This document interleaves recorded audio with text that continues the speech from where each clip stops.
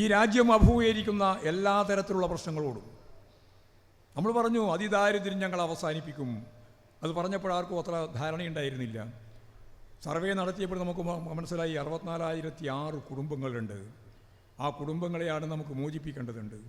ബഹുമാനപ്പെട്ട മുഖ്യമന്ത്രി തന്നെ ബന്ധപ്പെട്ട വകുപ്പുകളെല്ലാം തന്നെ എല്ലാ മന്ത്രിമാരെയും വകുപ്പ് ഉദ്യോഗസ്ഥന്മാരെയും ഒഴിച്ച് സൂക്ഷ്മമായിട്ട് നമുക്കെങ്ങനെ ഓരോരുത്തരെയും ഈ അതിദാരിദ്ര്യത്തിൽ നിന്ന് മോചിപ്പിക്കാം, ആ പദ്ധതി നടപ്പിലാക്കി 2025 നവംബർ 1 ഈ ലോകത്തിൻ്റെ മുമ്പിൽ ഞാൻ നേരത്തെ പറഞ്ഞതുപോലെ ചൈന കഴിഞ്ഞാൽ ഒരേ ഒരു നാട് അതിദാരിദ്ര്യം അവസാനിപ്പിച്ചത് ഈ കേരളത്തിൽ മാത്രമാണ് എന്ന് നമുക്ക് കാണാൻ കഴിയും.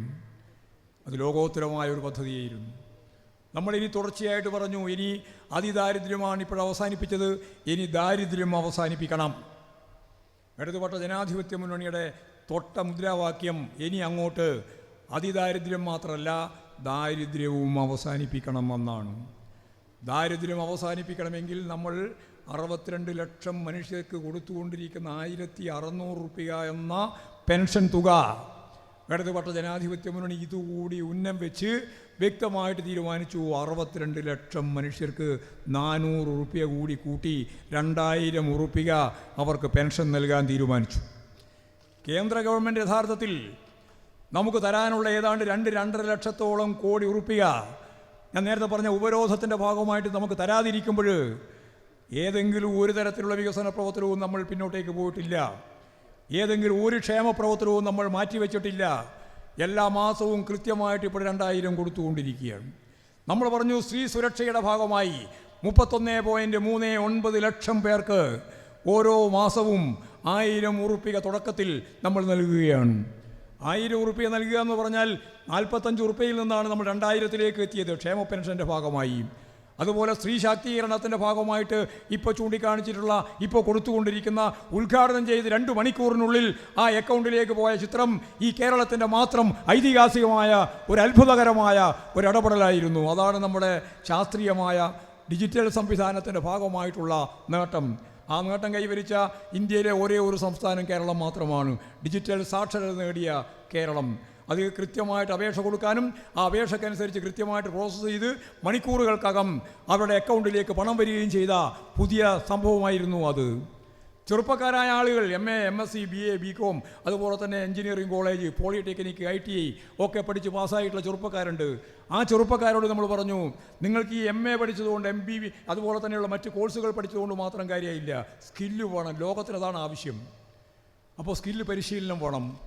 പരിശീലനത്തിന് വേണ്ടിയിട്ട് നിങ്ങൾക്ക് ഒരു മാസം 1,000 രൂപ 5 ലക്ഷം ചെറുപ്പക്കാർക്ക് തൊഴിൽ കണ്ടെത്താൻ വേണ്ടിയുള്ള പുതിയ പരിശീലനവുമായിട്ട് ബന്ധപ്പെട്ട് നിങ്ങൾക്ക് നൽകും എന്നിപ്പോൾ തീരുമാനിച്ചു. 1,000 രൂപ 5 ലക്ഷം ചെറുപ്പക്കാർക്ക് ഈ കേരളത്തിൽ കൊടുക്കാൻ പോവുകയാണ്. പൂർണ്ണമായ അർത്ഥത്തിൽ തൊഴിലില്ലായ്മ പരിഹരിക്കുന്നതിന് വേണ്ടിയുള്ള ഇങ്ങേ അറ്റത്തുള്ള വളരെ ഫലപ്രദമായ ഒരിടപെടൽ. തൊഴിലില്ലായ്മ വളരെ പ്രധാനപ്പെട്ടതാണ് കേരളത്തിൽ. നമ്മൾ പറഞ്ഞു കേരളത്തിലെ തൊഴിലില്ലായ്മ പരിഹരിക്കണം.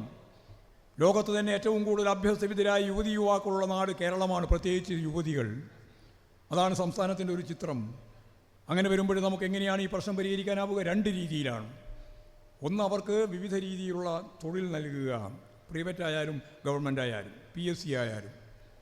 2, അവർ തന്നെ സ്വയം സംരംഭകരായിട്ട് മാറുക. കേരളത്തിൻ്റെ ഒരു പശ്ചാത്തലം എന്ന് പറയുന്നത് സ്വയം സംരംഭക പ്രവർത്തനം വളരെ വളരെ കുറവായിരുന്നു.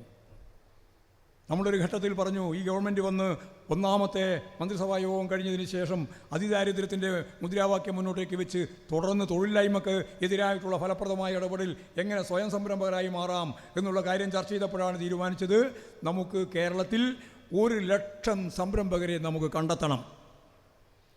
1 ലക്ഷം സംരംഭകരെ കണ്ടെത്തണം എന്ന് പറഞ്ഞപ്പോൾ സ്വാഭാവികമായിട്ടും എവിടെയാണിത് കണ്ടെത്തുക എന്നുള്ളതായിരുന്നു. അപ്പോൾ മുനിസിപ്പാലിറ്റി, കോർപ്പറേഷൻ, പഞ്ചായത്ത് അവരെല്ലാം എങ്ങനെയാണിത് നൽകാതിരിക്കുക എന്നുള്ളതാണ് അതുവരെയുള്ള പലപ്പോഴുള്ള ആലോചന.